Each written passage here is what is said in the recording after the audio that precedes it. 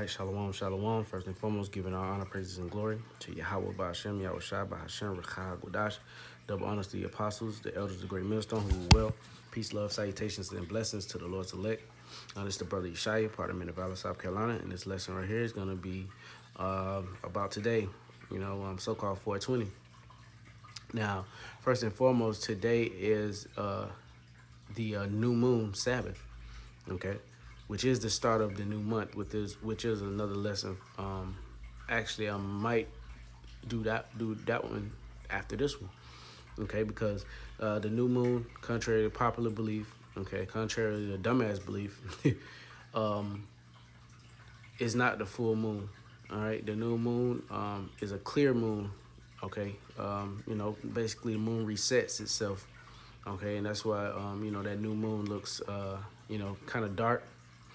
Okay, but hey, it is what it is, man. That's how the Lord made it. You can't change it because the brightness of a full moon, it looks so bright, and that's how you know that it's the new moon. Nah, man, the new moon emits a little light, okay, and then it increases and decreases, it waxes and it wanes, okay. But not to get off subject. Anyway, 420 today on the new moon. Okay, our Shabbat. Okay, one of our Shabbats, which is the new moon. Okay, you got niggas and people. Period. Not just Israelites, but I'm only focused on Israelites because the Israelites was given the law, statutes, and commandments. They're indulging in this wicked holiday known as 420, which you basically smoke weed, all day.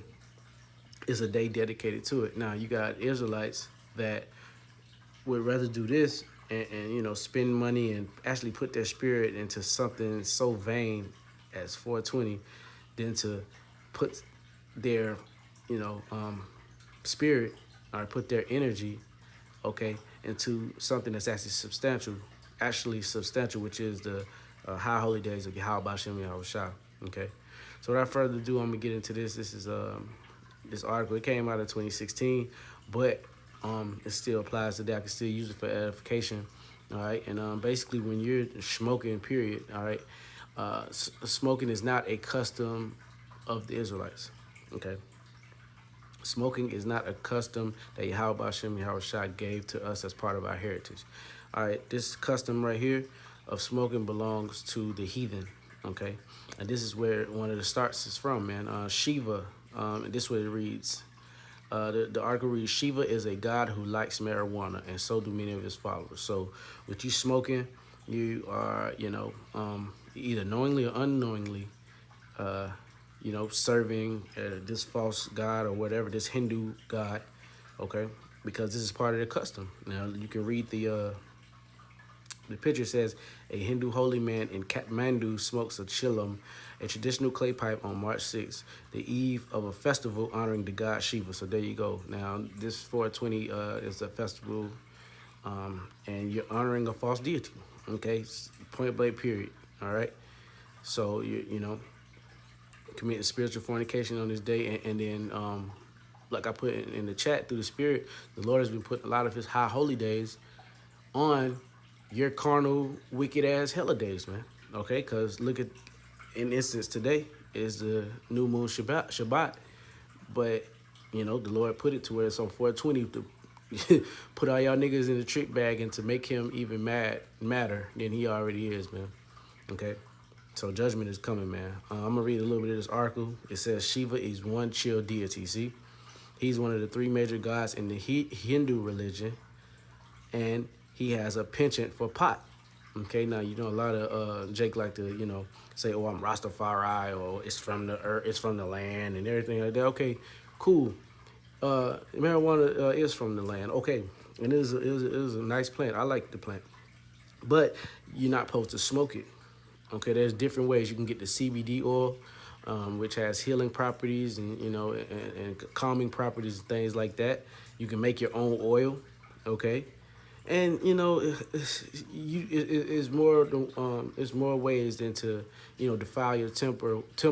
With this delivery system known as smoking. Okay, because especially niggas, 9 times out of 10, you rolling that the weed in a big ass tobacco cigar, you know, which is a carcinogen. Smoke is a carcinogen, which means it's an agent that causes cancer, and so is tobacco.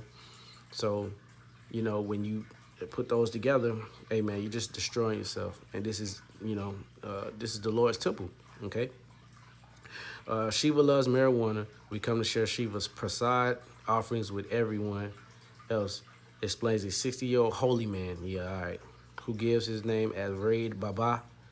It's the east of the festival of Shivaratri, or the Night of Shiva, March 7th this year. The celebration marks the day Shiva saved the universe from darkness and married the goddess Parvati. See, this shit is bugged out, man. The groups of dreadlock. See, Hindu ascetics sit around small smoky fires, puffing on clay pipes at Pushupati, one of Nepal's holiest Hindu temples, in the capital city of Kathmandu.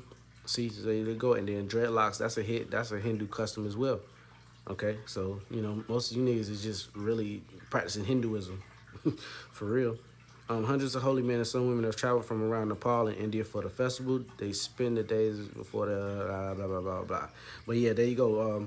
Prepare to commune with Shiva. So that's what they're doing, man, when they're smoking, opening up their spirits and paying homage to another god that doesn't even exist. And Yahweh Shem Shah is pissed off at that. And they also smoke hashish. Marijuana smoke mingles with the bonfires. Both are symbols of religious devotion. Shiva is believed use marijuana both to relax and focus better for meditation. So there you go. When you smoke, you know what I'm saying, you are using this as a sacrifice, religious devotion. And this is a nasty sacrifice. This is a sacrifice that, Yahweh Shem Shah is not pleased with. Okay, this is one that, that burns his nose. This is not a pleasant one because it's to another god. And, and he's a jealous power. Okay. So there you go, man. You can read the rest and do the, research yourself for any, naysayers. But yeah, when you're smoking weed, especially on this day 420, you're paying homage to a god, Shiva, So anyway, I got a couple of scriptures. I didn't want to make this too long. So we're going to go into the book of Jeremiah.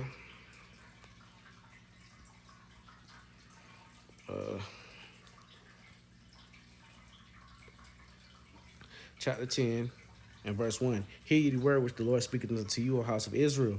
Thus saith the Lord, learn not the way of the heathen, and be not dismayed at the signs of heaven, for the heathen are dismayed at them. And, that practice of smoking weed, especially on putting aside a certain day just to smoke some weed, man, hey, that's a custom. That's a Hindu custom that goes back to, the Hindus, man, Shiva. So, you're committing blasphemy, and you're basically bowing to another god, praising another god, paying homage to another power that doesn't even exist. And Yahweh Shem Yahushua looks down upon that, man. He frowns upon that, man. Like 1 Corinthians chapter 3 and verse 16.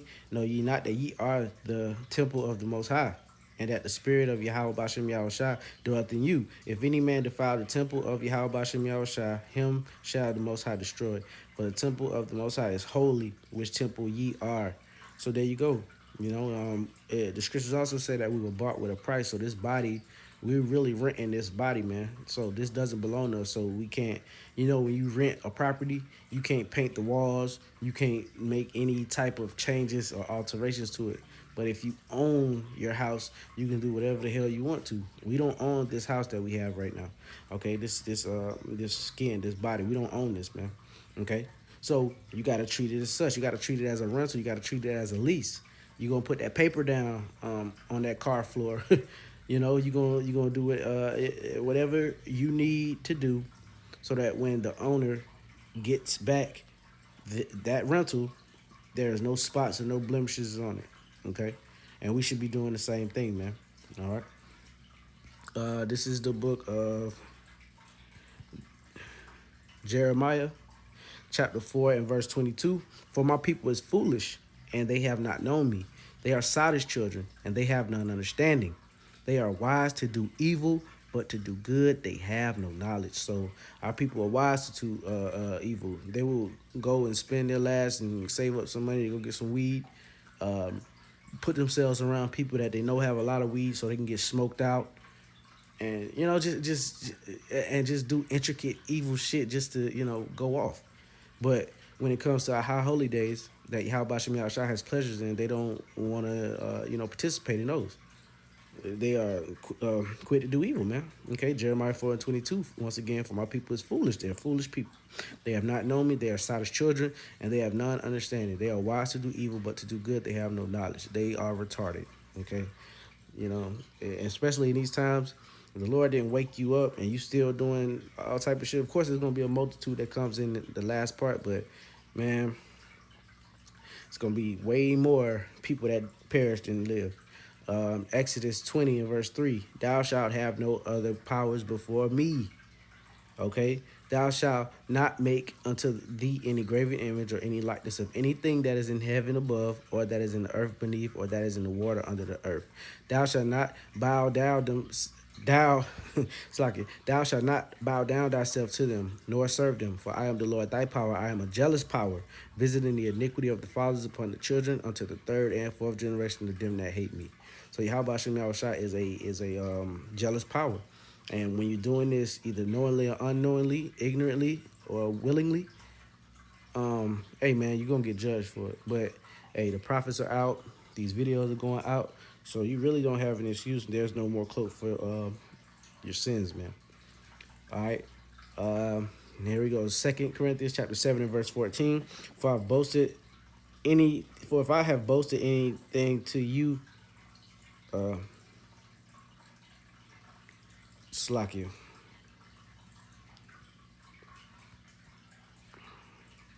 Second Chronicles 7 and 14.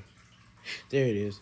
I get those mixed up sometimes. Second Chronicles and Second Corinthians. But here we go. Second Chronicles 7 and 14. If my people which are called by my name shall humble themselves and pray and seek my face and turn from their wicked ways, then will I hear from heaven and will forgive their sin and will heal their land. So until, man, our people, turn back to Yahweh Shem Yahushua, okay, which the remnant are. The remnant, were set up by Yahweh Shem Yahushua to do this, but the majority of his people will not. Hey, like the scripture, like the book of Isaiah says, if it, wasn't for that remnant, okay, that small remnant, we would we would have been like it to Sodom and Gomorrah. And you seen how, it says, let Sodom and Gomorrah be an example, all right, to you, okay? So, yeah, man, don't celebrate this wicked ass holiday. You're going off, and that's it. Giving all honor, praises, and glory to Yahweh B'Shem Yahweh Shai B'Shem Rakakwadash, double honors to the apostles and the elders of the great millstone. Peace, love, salutations, and blessings to the elect.